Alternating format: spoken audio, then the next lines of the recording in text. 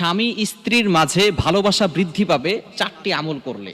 বিশেষ করে বর্তমানে আমাদের ম্যাক্সিমাম জায়গায় বিগেস্ট প্রবলেম হচ্ছে হুজুর, সংসারের ভিতরে শান্তি নাই। স্বামী স্ত্রীকে দেখতে পারে না, স্ত্রী স্বামীকে দেখতে পারে না, প্রত্যেকটা জায়গায় জায়গায় ঝগড়া লেগেই আছে। আমি চারটি আমলের কথা বলবো, যদি আপনি আমলগুলো করতে পারেন, যদি কারো স্বামী খারাপ হয় তাহলে স্ত্রী আমলগুলো করবে, যদি কারো স্ত্রী খারাপ হয় তাহলে স্বামী এই চারটি আমল করবে। ইনশাআল্লাহ অবশ্যই আল্লাহ পাক রব্বুল আলামিন ওই স্বামী স্ত্রীর ভিতরে মহব্বত সৃষ্টি করে দিবেন। নাম্বার ওয়ান, এক নাম্বার হচ্ছে পবিত্র কোরআনুল কারীমের ভিতরে একটি আয়াত রয়েছে, সূরা ফুরকানের 74 নম্বর আয়াত। আমরা অনেকেই আমলটি করে থাকি, আমি নিজেও এই আমলটি করি, অনেক ওলামায়ে কেরাম এই আমলটি করে থাকেন এবং যারা আমলটি করেছে তারাও কিন্তু অনেকটা উপকৃত হয়েছে। আপনি আমলটি মাস্ট বি 5 ওয়াক্ত নামাজের পরেই করবেন।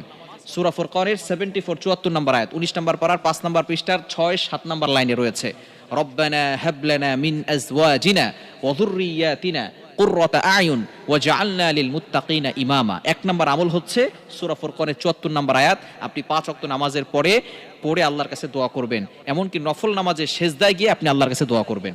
যেহেতু সেজদায় গিয়ে, ফরজ নামাজে নয়, ফরজ নামাজে সেজদায় গিয়ে কোরআনের কোনো আয়াত পড়া যাবে না, তবে নফল নামাজে আপনি সেজদায় গিয়ে দোয়ার ক্ষেত্রে কোরআনের আয়াত পড়তে পারেন, এতে কোনো সমস্যা নাই। তাহলে এক নম্বর আমল হচ্ছে সূরা ফুরকানের 74 নম্বর আয়াত বেশি বেশি পড়া। নাম্বার 2, দ্বিতীয় নাম্বার হচ্ছে উত্তম আচরণ করা। দুইজন উত্তম আচরণ করবে, একজন আরেকজনের সাথে ভালো ব্যবহার করবে। আমরা মানুষের সাথে ভালো ব্যবহার করি, কাস্টমার যে দোকান আছে কাস্টমারের সাথে ভালো ব্যবহার করে।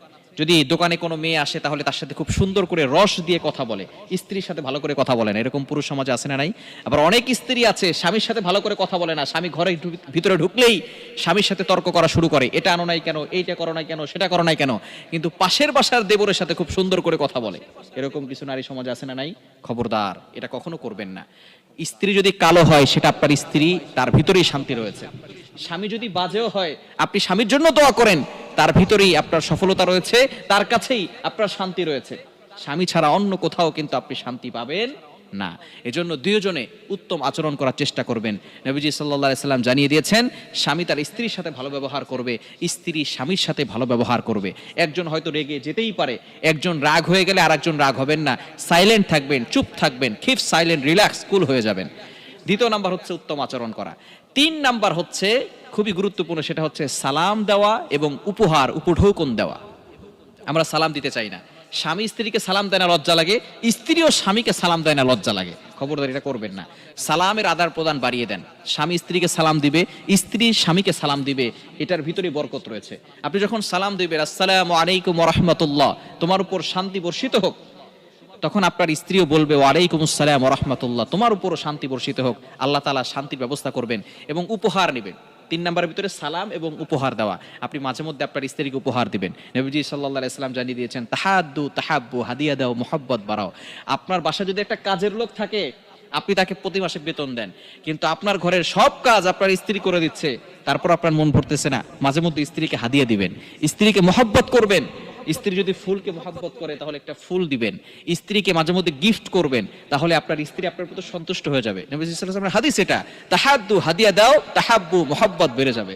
এজন্য মাঝে মধ্যে স্ত্রীও স্বামীকে উপঢৌকন দিবে, উপহার দিবে, গিফট করবে, স্বামীও স্ত্রীকে উপহার দিবে। এবং 4 নাম্বার হচ্ছে খুবই গুরুত্বপূর্ণ, সেটা হচ্ছে সকল ধরনের গুনাহের কাছ থেকে বিরত থাকতে হবে, আল্লাহর আনুগত্য করতে হবে। পাপ কাজ যদি বেড়ে যায়, যদি কোনো স্বামী স্ত্রীর মাঝে কেউ যদি পাপ কাজ বেশি করে, তাহলে আস্তে আস্তে স্বামী স্ত্রীর ভিতরে ঝগড়া লেগে যায়, আস্তে আস্তে অশান্তি চলে আসে। এজন্য পাপ কাজ, গুনাহের কাছ থেকে দূরে সরে আসতে হবে এবং আল্লাহর আনুগত্য করতে হবে, নামাজ পড়তে হবে, হালালভাবে চলতে হবে। ইনশাআল্লাহ এই 4টি কাজ করলে আল্লাহ তাআলা সংসারের ভিতরে সুখ শান্তির ব্যবস্থা করে দিবেন, স্বামী স্ত্রীর ভিতরে মহব্বত বৃদ্ধি করে দিবেন।